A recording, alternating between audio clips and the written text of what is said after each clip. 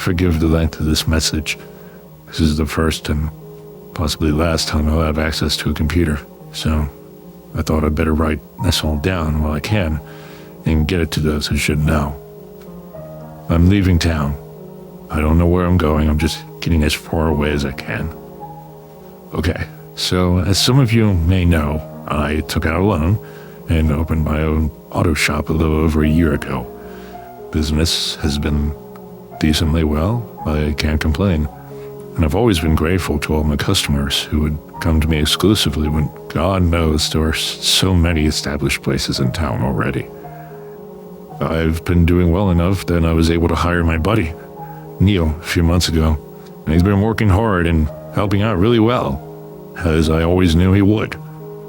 Well, I needed to take a day and go to a Lamaze class with Rebecca last month, and I entrusted the shop to Neil for the morning and most of the afternoon. I think that's the day everything actually started, because when I got back, he seemed to be in a stupor and was covered in oil. He'd even had some smeared across his face as if he'd tried to drink it or something. I told him to go home and clean himself up because we had no clients at the moment, and I could take care of anyone who came in for the time being. He came back 45 minutes later, but he was still much quieter than usual. He worked as well as he ever did, but something just seemed off about him. I asked him if anything happened while I was out, and he just shook his head. I asked him how many clients we had, and he just muttered something unintelligible. I asked him to repeat himself, and he turned and glared at me, and for the briefest moment, I could have sworn his eyes were completely black. No iris, the sclera, just utter, all-consuming darkness. I stumbled back and bumped a shelf and knocked some things down. When I looked back at him, he was still looking at me, but he didn't seem to be glaring the way he had before. He just seemed kind of out of it. Just a couple. Some woman and then a tattooed biker-looking dude, he said. I assumed one of them must have asked for an oil change, and that's when he spilled it. So I asked if he had any trouble, and he just shrugged. I looked around the garage while he was gone, and I saw no traces of an oil spill, so whatever happened, he must have gotten it all on himself, and none of it anywhere else, miraculously. But he seemed reluctant to talk about it, so I didn't press the issue, and we worked throughout the day. That day and the next were relatively normal other than him still being awkward and quiet. I asked him if he'd like to go out and get us lunch while I attended the shop, and he said, sure. When he came back, I was busy doing a diagnostic for our clients, so he put the food on the counter in the office to wait for me, and he went ahead and ate. I finished up with the customer. We'd have to keep her car overnight to figure out just why it kept dying on her. So I asked Neil to give her a ride home, and then I went to grab my food. He brought me some Chinese and an iced tea, so I opened the soy sauce packets to pour some on the food, and I noticed the strangest thing. It was like the soy sauce was a living thing, somehow, spreading out like dozens of squirming, inky black maggots when it fell into the fried rice and burying itself inside. I took the fork and started to scoop out the rice to look deeper inside, and small smoky tendrils would rise from the rice occasionally and dissipate. I was very hungry at that point, but I was too creeped out to eat, so I just chucked it and the iced tea in the garbage and decided I'd just wait until I got home that evening and eat something I prepared with my own hands. I've never in my life seen anything remotely like that, and I couldn't even fathom how I would ask Neil if he noticed anything similar. As cold and distant as he'd been lately, I was sure he'd look at me like I was crazy, so I just shut up about it. That Friday, we went down to the watering hole as we always do and get drinks and watch the local bands play, and Neil was just as quiet and distant as he'd been all week. He's not a bad-looking guy, though, and despite him not really going out of his way to talk to anyone. A woman went over to where he was sitting and started talking to him, and they ended up leaving together that night. Monday morning, I tried breaking the ice by asking how his weekend went. He gave me a nod and muttered, "All right." I asked him if he got lucky with that young woman I saw him with, and he gave me the smallest grin, which was quite possibly the first grin I'd seen on his face in a week, and he said, "It went well." I didn't pressure him for details. I knew he'd share if he chose to, and his grin was enough to assuage my worries and lend me some hope that he might get back to his old self soon. The day was relatively busy until about 3 p.m., so I finally had a spare moment to sit in the office and listen to the radio while I waited on the next client. So there I was, leaning back in my chair with my feet propped up on my desk when I swiveled around and looked at my bulletin board that sits behind my head with all manner of clippings stuck to it. I had a few Sunday comic strips like Garfield and Calvin and Hobbes that I'd read maybe 100 times since I opened the shop there. But that day, something was different. The first panel seemed normal, but in each subsequent panel, inky black tendrils crept out from the edges of the frame and from behind the characters. Blood dripped down from the ears and eyes and sometimes even their noses. And in each of the strips, one of the characters would say, "He comes." I sat staring in astonishment for a moment before I realized the tendrils were moving ever so slowly, and then each of the characters' heads turned towards me, and I threw myself back away from the bulletin board, sliding over my desk and onto the floor. I ran out into the garage and yelled for Neil. I could not be the only one to see this, and to my surprise, he had gone. So I hesitantly walked back to the office and looked inside. The comics were still corrupted, but they no longer appeared to be moving. I crept over to it and reached out to pluck one of the comics free when I noticed the tendrils started to seep across the page towards where my fingers were, at least 3 times as fast as they'd moved before, and I jerked my hand away. Nothing good could possibly come from letting that blot of ink touch my skin. Of course, I ripped the entire bulletin board down, burned it in a trash can out back, and never spoke of it again. That night I went home and my wife was already in bed, fast asleep. My mind was racing. I couldn't even bring myself to eat dinner that night. With no one to vent my worries to, I fell into a restless sleep. Kept awaking to nightmare after nightmare, seemingly every hour of the night until I just gave up on sleep entirely. That Friday, I went to the bar again, even though my wife couldn't drink, being pregnant and all, and Neil wasn't really fun to hang with anymore, and I couldn't reach any of my other friends. I thought I just needed to get a good buzz, and I'd start feeling better. After downing a couple beers, I went to the restroom when I noticed I was more inebriated than I thought, so I leaned over the sink to splash some water on my face, and that's when I heard it. Like a sheet of fabric being dragged across the floor, a voice rasped ever so quietly out of the drain, and just sounded like someone breathing out for the longest time until I finally recognized words.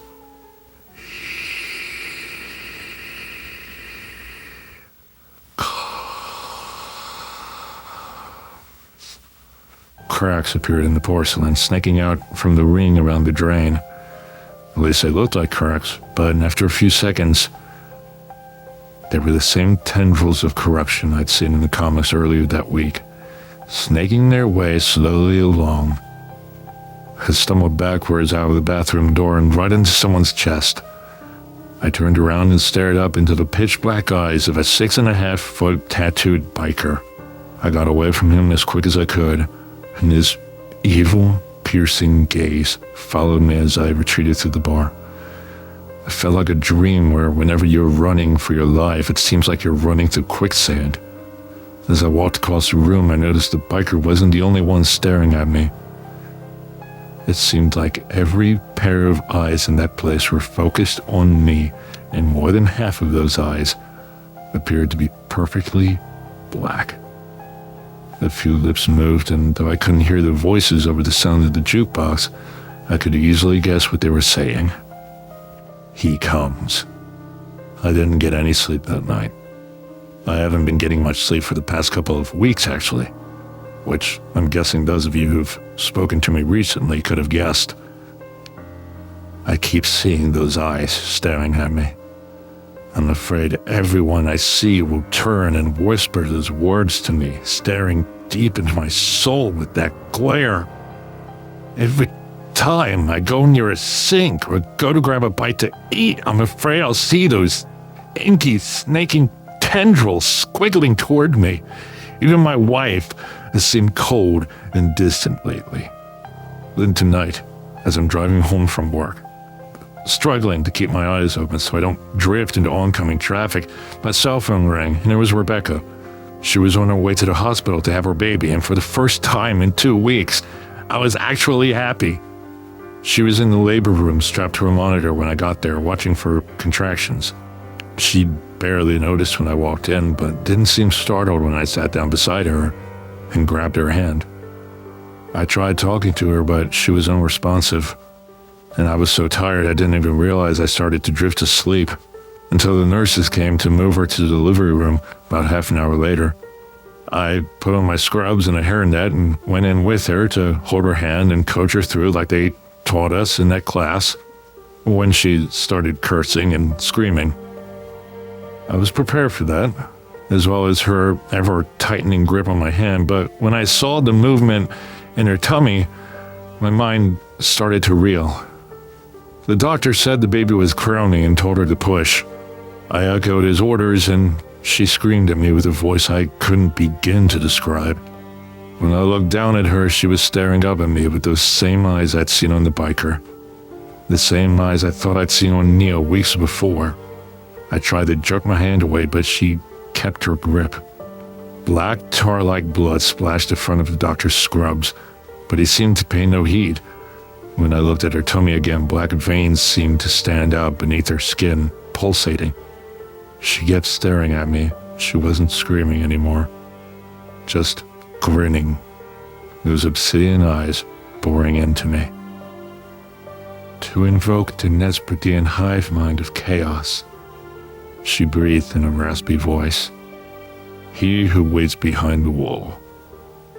The doctor continued as he stared down at the child, my child, laying silently cradled in his blood-stained hands.